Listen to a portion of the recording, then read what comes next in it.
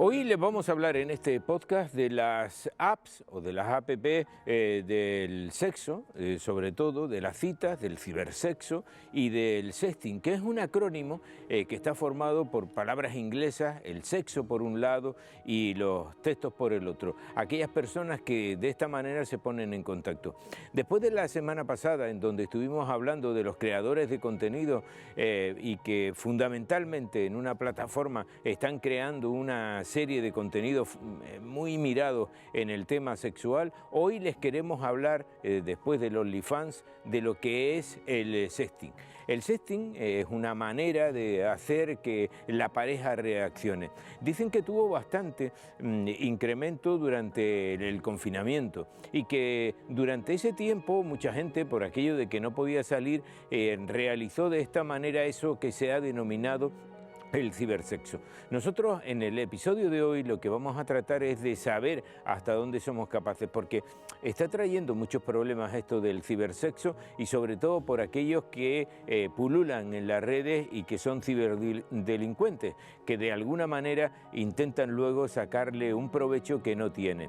¿Qué es el cibersexo? ¿Qué es el sexting? Vamos a preguntárselo primero a una experta que está con nosotros. Ella es Cristina Hotward y yo la voy a buscar fundamentalmente porque es psicóloga y sexóloga clínica. Buenas tardes, Cristina. Yo lo primero que te preguntaría en este caso, esto es bueno porque bueno, se establecen contactos, ¿no? Mediante estas apps o estas apps de citas, no siempre para quedar. Algunos inician de esta manera, quizás sea por aquello de que hoy estamos en una sociedad absolutamente diferente, otro escarceo que no es el que estamos acostumbrados en épocas pasadas. ¿Eso es bueno o es malo? Bueno, tiene sus ventajas y sus desventajas. Como tú bien has dicho, después de la pandemia se ha proliferado y han incrementado estos encuentros, estas conexiones a través de estas apps y Tinder, etcétera, etcétera, han incrementado sus visitas. Y entonces es un sexo, bueno, que tiene sus ventajas y sus desventajas. Realmente, vamos a ver, en el mundo de la sexualidad, la anormalidad y la normalidad tienen un límite muy, muy vago, ¿no? O sea, se puede pasar de una cosa que es normal a lo anormal o perverso o adictivo. Entonces no tiene un límite muy definido. Entonces el cibersexo es realmente esa forma virtual en la cual dos personas o más personas se intercambian mensajes sexuales a través de las redes informáticas, ¿no? Sexualmente explícita, o sea, se hablan, describen la experiencia sexual. Y bueno, tiene su ventaja para personas, por ejemplo, tímidas, introvertidas, que no tienen ese bagaje de... ¿Y eso es posible, Cristina, perdona, que se haya incrementado en los tiempos actuales? Lo digo porque antiguamente, cuando no existían este tipo de plataformas de la mensajería instantánea, de enviar ese tipo de contenido, perdona por la palabra, se ligaba de otra manera. Ahora parece que usamos más las redes quizás por esconder nuestra timidez. Sí, pero fíjate, en psicología, en psicoterapia también se puede utilizar para, por ejemplo, el cibersexo, más para seducir. Hay personas que, por ejemplo, son muy tímidas.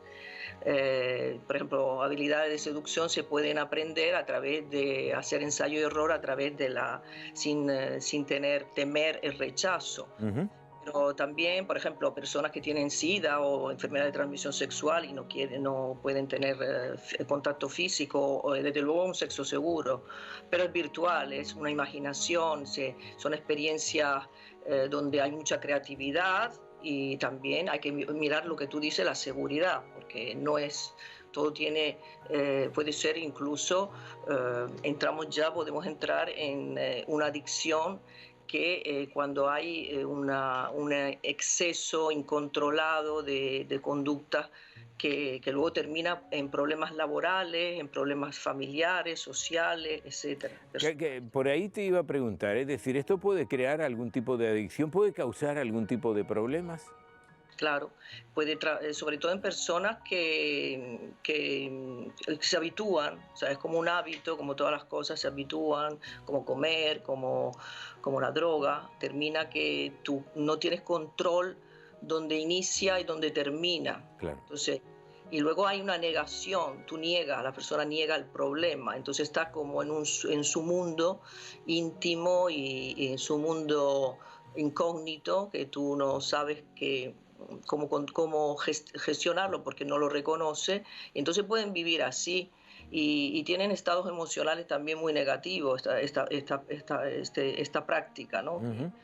no es un sexo, no es un sexo como, digamos, donde hay un contacto físico, que esa es Claro. la bondad del sexo, donde hay un intercambio, donde tú, por ejemplo, conoces a la persona y, y tienes la fisicoquímica, ¿no? Esa cosa que Claro. no la podrás nunca captar a través de lo virtual. Claro, pero por ejemplo, ¿cuándo entendemos el resto, que esto se ha convertido en un problema, que el cibersexo va más allá y que nos inunda absolutamente nuestra mente?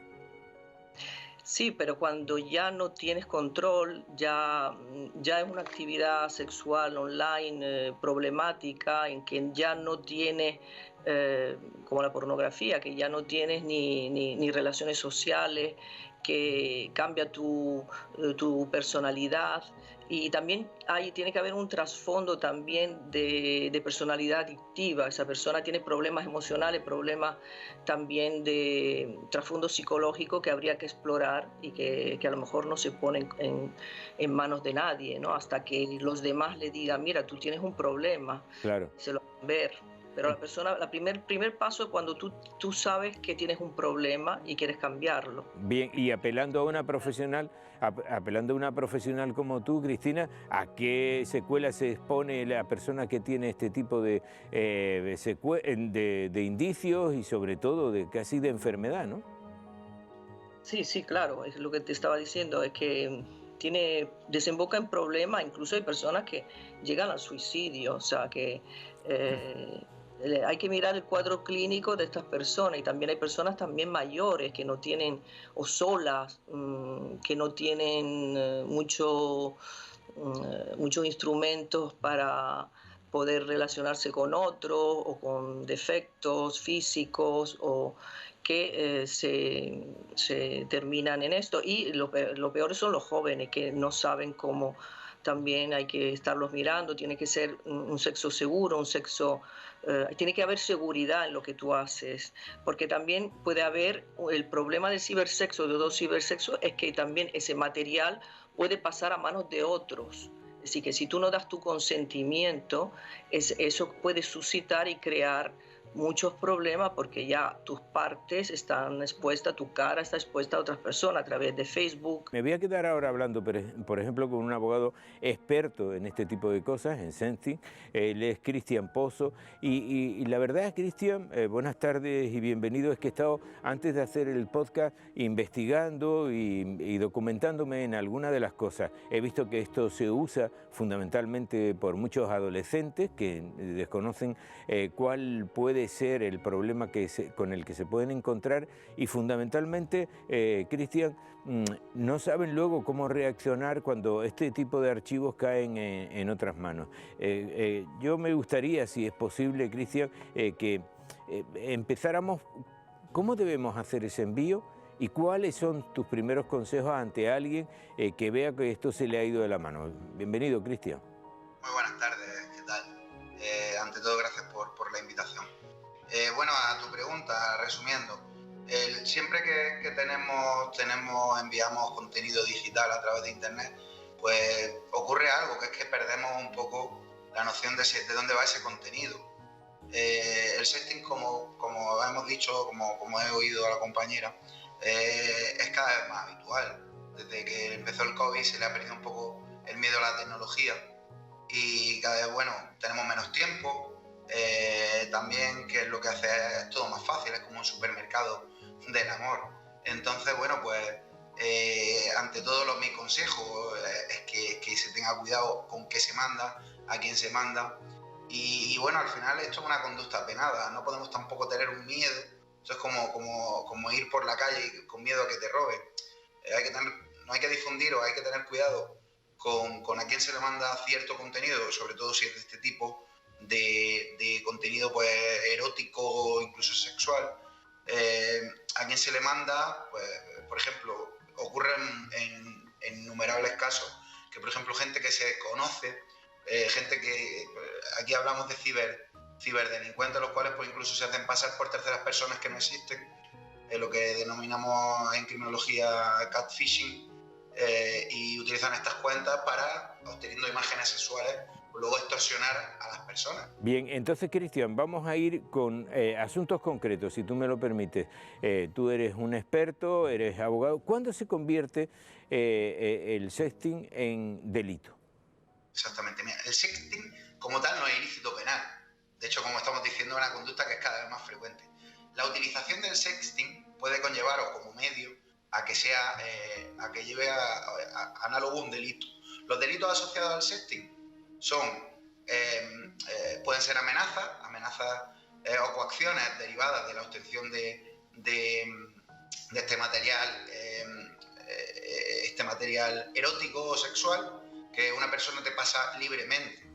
Entonces, en el momento... Aquí el tema, como creo que se ha especificado antes, es la voluntariedad de esta imagen y qué se hace con esta imagen. Tenemos la sextorsión, que sería cuando se utiliza esto para extorsionar a una persona con estas imágenes, con un fin normalmente lucrativo, o incluso para tener sexo, o con un condicionante, digamos. Vale. Es una sextorsión.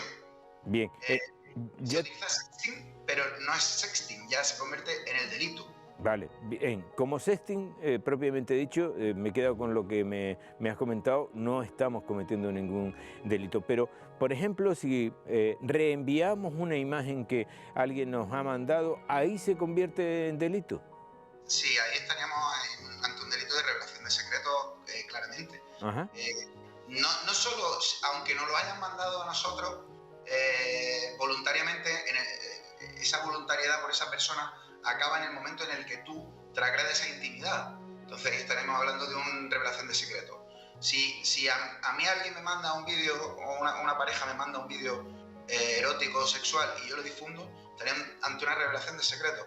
Pero es más, incluso las terceras personas, porque esto es muy común y se ha pseudo normalizado en los grupos de WhatsApp, que se mandan fotos o vídeos de parejas, incluso una vez que no son parejas, lo que denominamos revenge porn, que sería una venganza que normalmente va asociada a hacer más bien un daño. Te dejan y subo un vídeo de mi expareja a cualquier sitio, o directamente, lo que estaríamos hablando de una revelación de secretos, cojo un vídeo de una persona que me lo pasa a mí voluntariamente, pero yo se lo paso a otro.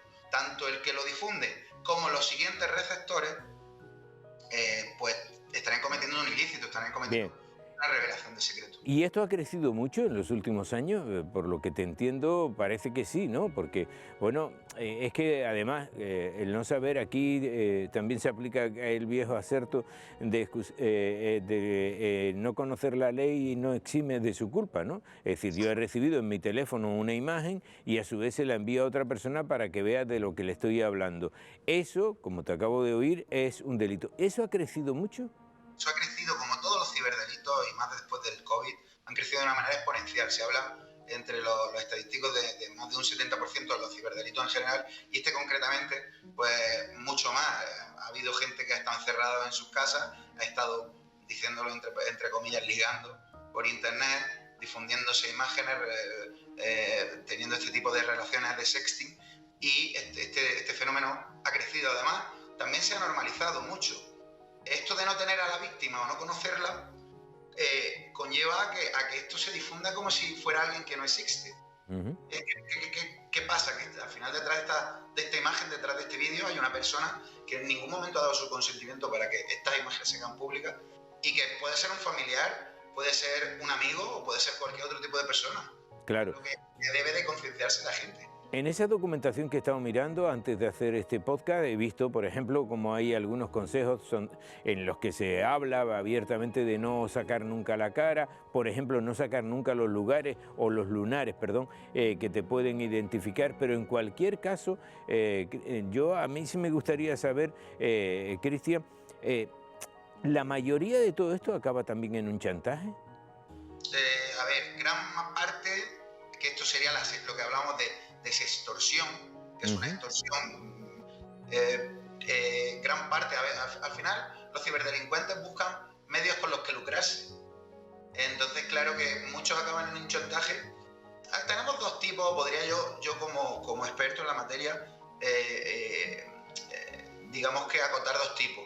Uno es el ciberdelincuente que busca un medio económico, que busca lucrarse económicamente.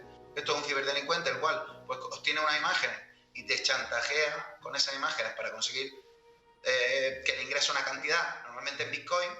O tenemos el siguiente, que es el que utiliza a lo mejor un sexteo coercitivo, una coacción, el sexteo coercitivo, y lo que hace es, normalmente tiene un fin que es obtener más vídeos o incluso tener relaciones sexuales con esta persona. ¿Cómo lo utilizan estas personas normalmente? Pues lo que hacen es sentir a esta víctima lo que en la nueva tendencia de lo que nosotros llamamos ciberviolencia de género o ciberdelito, depende de quién cometa el delito, sea hombre o mujer, lo que hacen es inducir a la víctima o coaccionar a la víctima o hacer pensar a la víctima que o bien la relación se va a acabar o bien que van a revelar este material para que esto continúe. De esta manera, al final, se puede ejercer una presión sobre esa persona para que te siga o bien proporcionando imágenes, o bien para tener relaciones sexuales contigo, o bien para que te haga un ingreso, una transferencia de dinero, ya sea normalmente, pues ya te digo, por temas de rastreo, los ciberdelincuentes utilizan Bitcoin. Bien. Pues Cristian, yo creo que ha llegado el momento de conocer a un experto en ciberseguridad como puede ser Rodrigo Melián, para que nos diga cómo debemos atajar todo este tipo de cosas y cómo hacer más segura o más seguro nuestro dispositivo o el material que enviamos a través de nuestro dispositivo. Rodrigo, usted es un experto en ciberseguridad. Yo no sé si hay alguna medida de seguridad que deberíamos seguir si hacemos este tipo de envío a través de nuestros dispositivos. Bienvenido. Hola, ¿qué tal? Encantado de estar con ustedes. Medidas de seguridad a la hora de transmitir este tipo de archivos. Pueden ser archivos de imágenes, archivos de vídeo. Pues existen diferentes maneras, ¿no? Diferentes maneras como podría ser cifrar los archivos que enviamos, ya sea a través de correos electrónicos, mensajes, etc. Existen herramientas sencillas que las personas podrían utilizar para en el momento en el que quieran enviar un archivo de este tipo, pues lo cifren con una contraseña siempre de 12, 14 caracteres, mezclando mayúsculas, minúsculas y otro tipo de símbolos para que sea complicado de descifrar. Esa sería una de las maneras. Ante la pregunta de si es irreversible, tengamos en cuenta que si, por ejemplo, subimos una imagen, un vídeo a una red social y la publicamos, aunque la eliminemos posteriormente, ya es susceptible de que alguien haya podido tener esa imagen, haya podido captar esa imagen simplemente con una captura de pantalla, con un recorte y se haya quedado con esa imagen. Entonces ya escapa de nuestro control. Entonces, un poco para resumir, ante la pregunta que están efectuando, pues se podría decir que en el momento en el que soy responsable de enviar una imagen, un vídeo de mío, que sea de mi propiedad, pues intentaré cifrar ese archivo, ponerle una contraseña, que la persona que lo reciba sea quien tiene esa contraseña, y en el área de las redes sociales, pues tener mucho cuidado con lo que subimos. Ese sería uno de los mejores consejos, sobre todo en el área de menores y adolescentes, que tengan mucho cuidado en el uso de las redes sociales. Sí, he visto en algún caso cómo se recomendaba, por ejemplo, que nunca pusieran el rostro, que es una manera de identificar, o que nunca saliera algún tipo de imagen en donde se pueda identificar, bien sean unos lunares, una cicatriz o lo que fuera. De cualquier manera, estamos ante un delito que tiene mucho que ver con la manera de ser hoy en día en la que estamos fundamentalmente pendientes de las redes sociales. Entonces,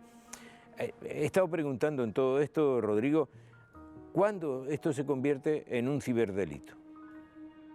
Claro, aquí estamos con en la casuística, sobre todo de cuando tenemos las imágenes, ¿no? Hacemos un envío de imagen o vemos que se ha hecho un reenvío.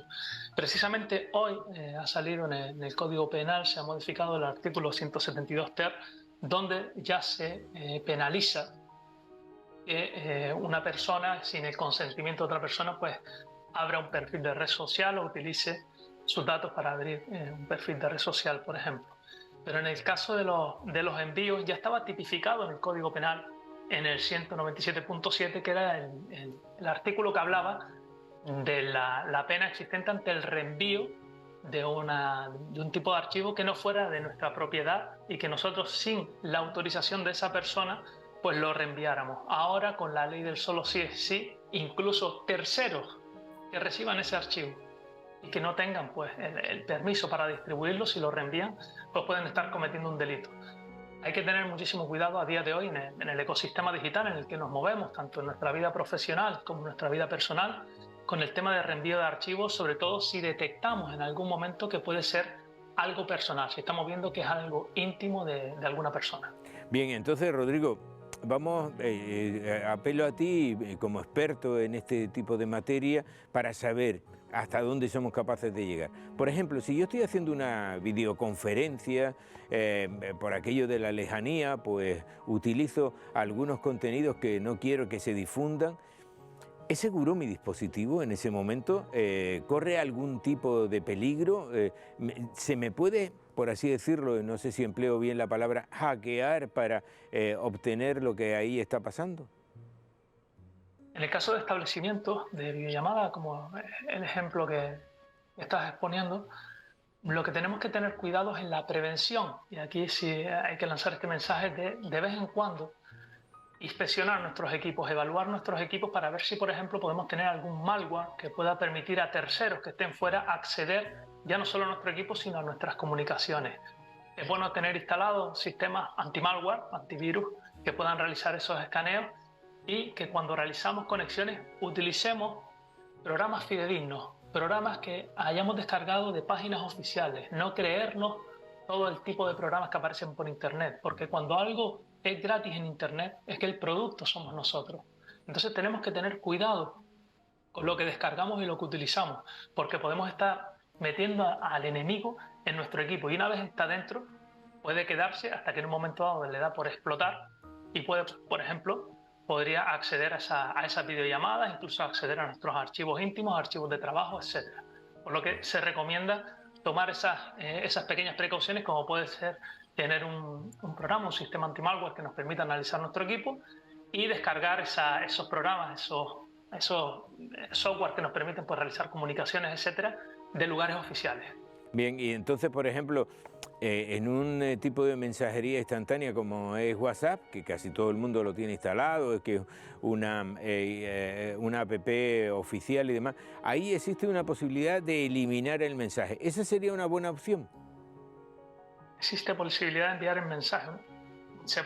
Esa posibilidad que existe, y disculpen porque me llegó un poco con retardo la pregunta, existe esa posibilidad, se puede borrar el mensaje, pero puede ser que la otra persona ya lo haya visto, la persona que lo recibe. Puede ser, por eso, esos casos, por ejemplo, que hablamos de una equivocación, me equivoqué de pantalla y lo envié para otro lado.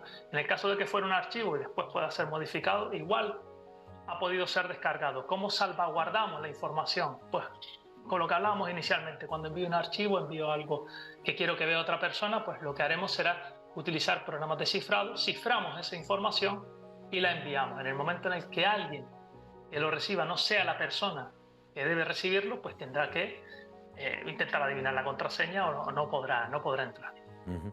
Pues te agradezco, Rodrigo, todos estos consejos. Como decía Pepe, hay desgraciadamente muchas personas que han sufrido esta sextorsión, muchos personajes conocidos. Vamos a repasar algunos de los más conocidos que hemos visto cómo han sufrido pues esta sextorsión, es decir, se han grabado realizando prácticas sexuales, relaciones íntimas, y luego otras personas pues han decidido o publicarlas o bien extorsionándoles, pues pidiéndole dinero a cambio de no publicarlas. Por ejemplo, entre los primeros en sufrirlo están la conocida actriz Pamela Anderson junto a su pareja Tommy Lee, una una persona que trabajaba haciendo obras en su casa, pues se encontró con una cinta, una VHS, pues con ellos dos pues realizando actividades sexuales, prácticas sexuales, y pues incluso pues se llevó dinero, ¿no?, vendiéndola a los medios de comunicación. Algo parecido le ocurrió también al actor Colin Farrell. En 2003 pues grabaron un vídeo íntimo que Farrell descubrió el tiempo después que se había pues ya colgado en internet, en el momento en el que emprendió una batalla legal contra Nicole, que era la mujer con la que aparece en esas imágenes. Ella decía que tampoco había sido ella,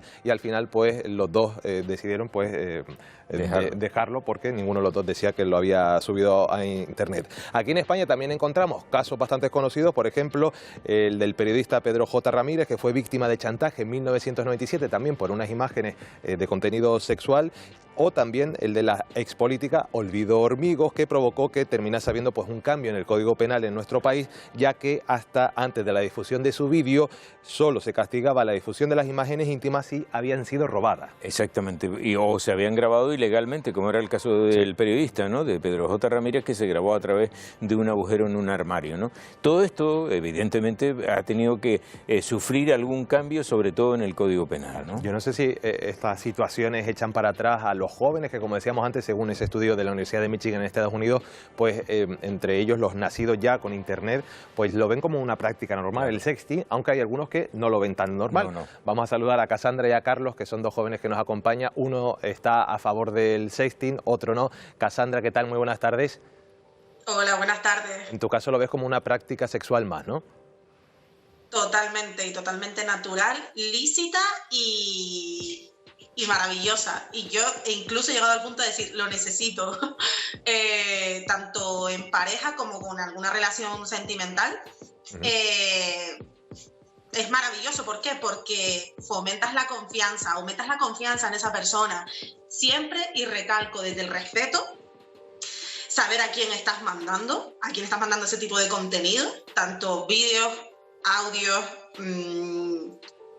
imágenes, e incluso videollamadas, tener muchísimo cuidado con quién compartimos esto. En este caso yo ha sido con dos personas de confianza, y en este caso han sido mis parejas, pero me resulta súper útil a día de hoy.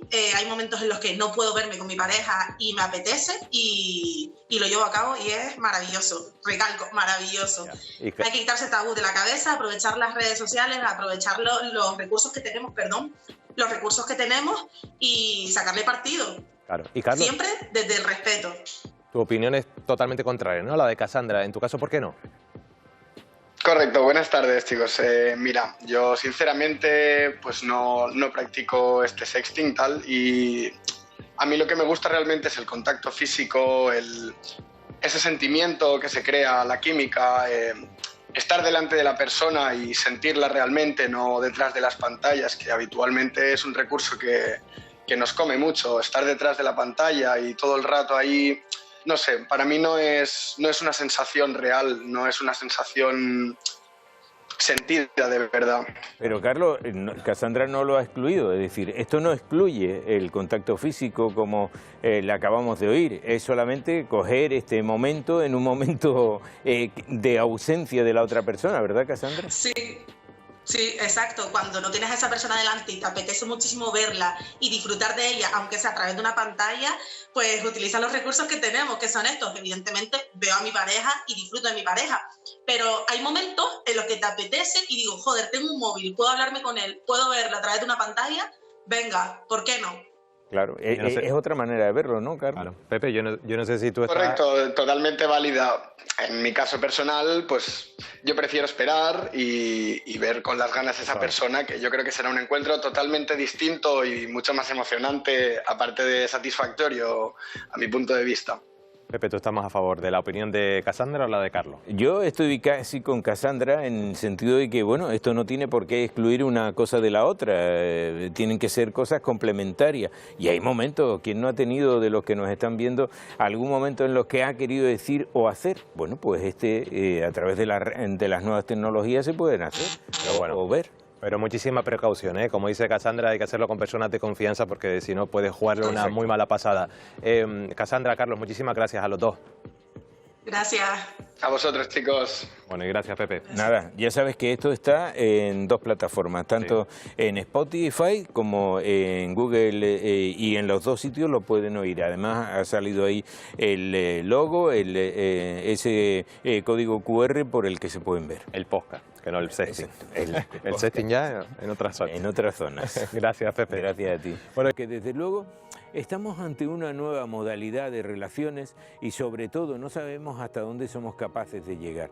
Hay mucho contenido que se transmite a través de las redes sociales o a través de cualquier tipo de app en donde se habla de la intimidad de las personas.